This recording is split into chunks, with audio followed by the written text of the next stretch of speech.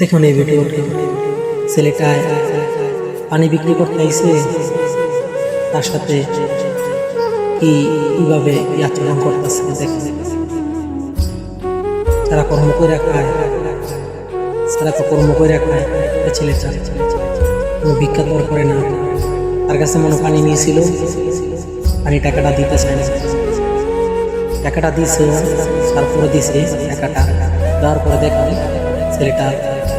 ছেলেটা পিছিয়ে দিয়ে থাপ্পড় মারছে, ছেলেটা জিততে টাকাটা দিয়ে দিছে।